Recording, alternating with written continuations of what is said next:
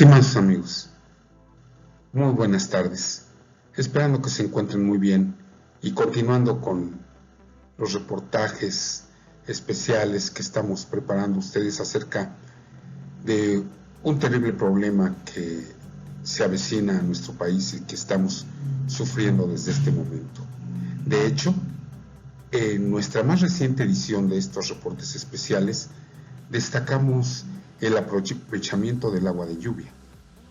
Sin embargo, por desgracia, en nuestro país estamos sufriendo las consecuencias de una sequía que abraza a México, que resulta ser una tragedia que resultaba predecible, pero no por esto es menos devastadora. La falta de lluvias, la transformación del suelo y la mala gestión del agua condenan al país a repetir la agonía de temporadas extremadamente secas, cada década con sus consecuencias sociales y económicas. La sequía que azota a México es un fenómeno recurrente que con cada visita deja una estela de emergencias y daños. El 84% del territorio sufre sequía en diferentes intensidades, agravada por la falta de lluvias de los últimos meses, según se desprende del monitor, que es el organismo de Conagua que vigila el agua. Pese a que estaba previsto y la evolución histórica del clima en el país lo contemplaba, la sequía, sin embargo, por ejemplo, sorprendió a los habitantes y pescadores de Veracruz, que ha visto cómo en los últimos 8 meses la laguna del Farallón, donde pescaban, se ha secado. Ellos comentan, medía 13 metros de profundidad y ahora apenas le quedan 10 centímetros. En menos de una semana la habremos perdido del todo, describen los habitantes. Y, por otro lado, a 1,300 kilómetros de allí, en Sinaloa, el agricultor Gumaro López se contagia del pesar de este pescador en Veracruz. Al igual que él, tendrá pérdidas en su producción y alerta de que subirán los precios. Ya pasó en 2011 y 1996, los otros 2 episodios de sequía extrema que golpearon a México y de los que ha quedado claro no se ha aprendido lo suficiente. Y es que, como bien sabemos, nuestra localización y nuestro clima hacen a México especialmente vulnerable de tener épocas de escasez de lluvia y épocas húmedas. Sobrevivir a la temporada seca depende de la cantidad de agua que se consiga acumular los meses en que llueve. Durante 2020, las precipitaciones no consiguieron abastecer del todo el conjunto de presas del sistema y ahora, en consecuencia, de las 210 presas más importantes de México, más de la mitad están por debajo del 50% de su capacidad. Además, 61 de ellas están en estado crítico con menos de un 25% de agua, especialmente en el norte y el centro del país. Pese a que históricamente es seca, la región mexicana está acostumbrada a sufrir las sequías extremas, por lo menos el 60% de nuestro territorio. En Veracruz, este año el fenómeno también ha dejado escenarios terroríficos. El investigador del Centro de la Atmósfera del UNAM, Benjamín Martínez López, explica que lo mucho que llueve o deja de llover, así como la duración de las sequías, dependen de un complejo sistema atmosférico y la relación entre el fenómeno del Niño y la Niña. Cuando el agua que es superficial del Pacífico Oriental, la que envuelve las costas de México, se enfría, no hay lluvias en el continente como ocurre ahora mismo. Este fenómeno se conoce como Niña. Tendremos que esperar a que las masas de agua caliente de Indonesia se desplacen hasta llegar al otro lado del océano, calienten la superficie de las costas y con el agua evaporada se formen las lluvias y los huracanes. Ahora mismo la Niña está remitiendo y en las próximas semanas la superficie del agua se calentará y empezará a llover, que es lo que esperamos. Este fenómeno cíclico condiciona en el calendario cuándo llegarán las temporadas húmedas y secas y de cuánto tiempo será su duración. El investigador López añade que dentro de estas variaciones hay tendencias de épocas menos lluviosas o más secas que pueden durar hasta 15 años y que pese a las sequías que sufre México, ahora las lluvias promedio van al alza en comparación a hace 20 años. En 1996, la peor de las sequías registradas provocó incalculables pérdidas en los cultivos hasta el punto que se paralizaron las exportaciones y los ganaderos malvendieron su ganado para que no falleciera de hambre. Desde entonces, la cantidad de agua que ha llovido ha ido en aumento. El cambio climático está propiciando que se generen más niñas, lo que se traduce en más huracanes y más lluvias en la región, puntualiza el investigador. Por lo tanto, el agua que llueve sobre México debería ser suficiente. Sin embargo, el problema se encuentra en otros factores. José Antonio Benjamín Ordóñez Díaz, profesor del Instituto Tecnológico de Monterrey, señala que las sequías siempre han estado ahí, pero la acción del hombre ha agravado sus consecuencias y empeorado la disponibilidad del agua. La deforestación, la extensión de las superficies urbanizadas y la transformación de terrenos como bosques o humedales en campos de cultivo ha dificultado la capacidad de retención de agua. Cuando cortas un árbol, te estás llevando la mitad de su peso en agua que tenía ese ecosistema. Señala para explicar que sin vegetación el agua no se infiltra en los suelos y se evapora más rápido. Con el aumento de las temperaturas de los últimos años, por ejemplo, en 1985, la temperatura promedio anual era de 20.4 grados. En 2019 fue de 22.4 grados. El fenómeno se acelera. En consecuencia, los suelos se secan más rápido y se desatan los incendios que arrasan con la vegetación y la biodiversidad.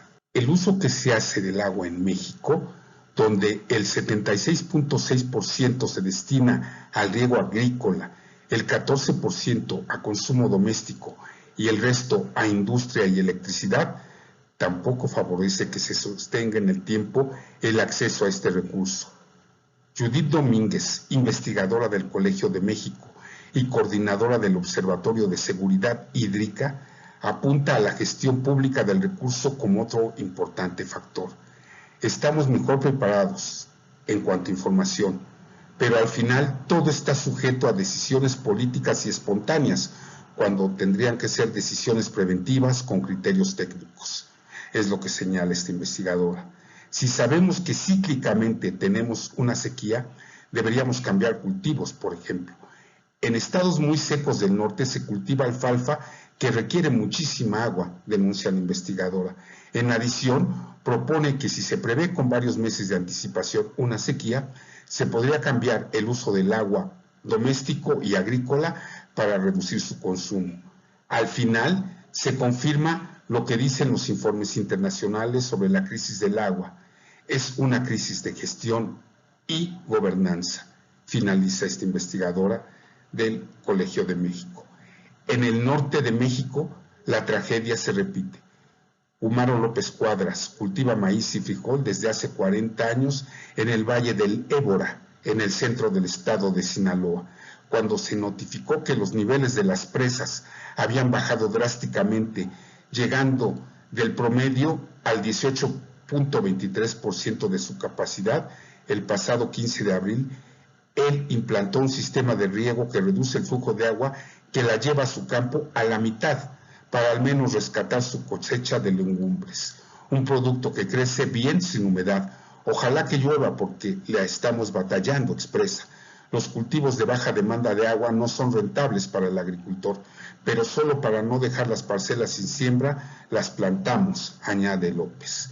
La falta de investigación para poder desarrollar tecnología y planes de prevención que eviten la falta de agua en las presas es una de las principales razones por las que México vive condenada a repetir su historia, según el investigador Martínez López de la UNAM. Es fundamental entender cómo funciona nuestro sistema de agua para simular escenarios y prepararnos en caso de una época seca, subraya. Para López, el agua que llueve en México debería ser suficiente si se almacenara bien para evitar pérdidas en las deterioradas infraestructuras. También si se distinguiera entre aguas grises y negras para depurar las primeras y reintroducirlas en el ciclo para uso agrícola. La ciencia es una inversión, pero acaba pagando y lo devuelve a la sociedad, afirma el investigador.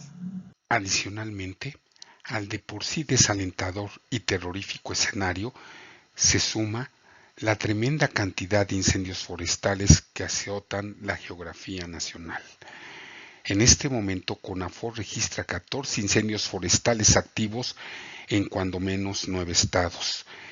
De hecho, en los estados de Sonora, Chihuahua, Guerrero, Oaxaca y Quintana Roo se presentan 2 siniestros en cada una de estas entidades, mientras que en Tamaulipas, Jalisco, Nayarit y San Luis Potosí se confirman cuando menos uno por cada una de estas entidades.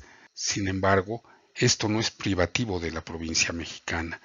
También en la Ciudad de México se han presentado cuando menos 2 incendios forestales, uno de ellos en el Panteón Civil de Dolores y otro en la tercera sección de Chapultepec, sin olvidar el tremendo gran incendio de las barrancas de Tarango. En esta ocasión revisaremos, por ejemplo, cómo la industria de la renta de espacios operativos en data centers con diferentes niveles de respaldo crítico y certificaciones que los avalen, que son conocidos como sitios de colocation, de qué manera están abordando estos sitios el uso del agua en los centros de datos en medio de los tremendos cambios en el paisaje natural debido a las sequías e incendios forestales históricos tanto en California, en los Estados Unidos de Norteamérica, como los eventos catastróficos que ya hemos analizado en nuestro país.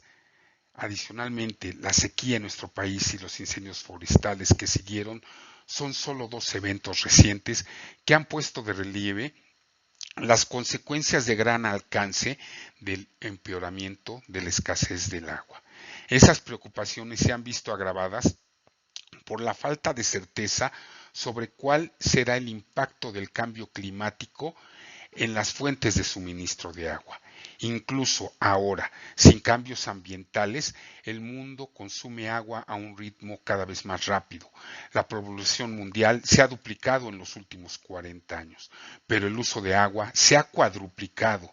El Water Resource Group pronostica que la demanda mundial de agua puede superar el uso sustentable en un 40% a partir del año 2030. Los centros de datos en particular están bajo un escrutinio. Solamente en los Estados Unidos de Norteamérica se espera que consuman aproximadamente 174,000 millones de galones de agua en este 2021. Por ejemplo, un centro de datos de 15 megawatts puede usar hasta 360,000 galones de agua diariamente. Es por esta razón que los organismos estatales y locales están aumentando la presión regulatoria y están preocupados por la escasez de los recursos públicos, mientras que grupos activistas como Greenpeace han puesto un énfasis especial en llamar la atención sobre el uso de energía y agua en los centros de datos. Todo esto está sucediendo a medida que las opciones de enfriamiento se reducen debido a las restricciones en los usos de gases refrigerantes, incluso los conocidos como refrigerantes ecológicos, el R410 y el C407.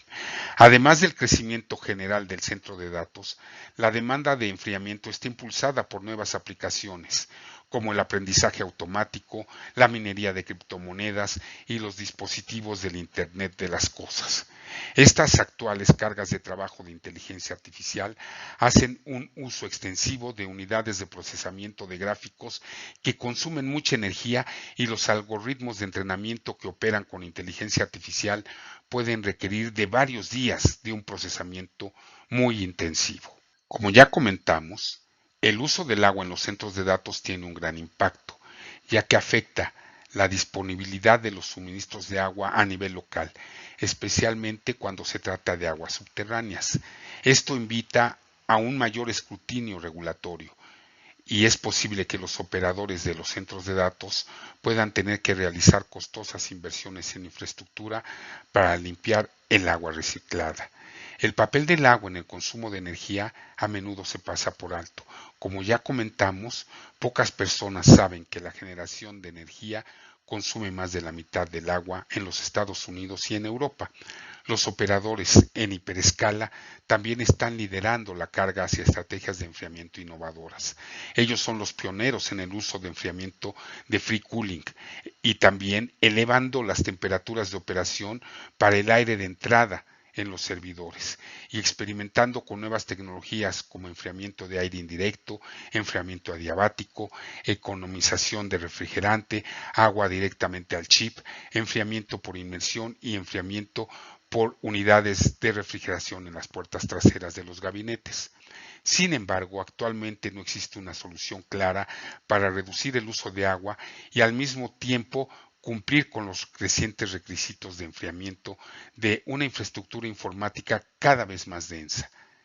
Y la ecuación se complica aún más que la simple compensación entre utilizar enfriamiento por agua y enfriamiento por gas. De hecho, el enfriamiento por gas puede aumentar el consumo total del agua. El aire acondicionado es un gran consumidor de energía.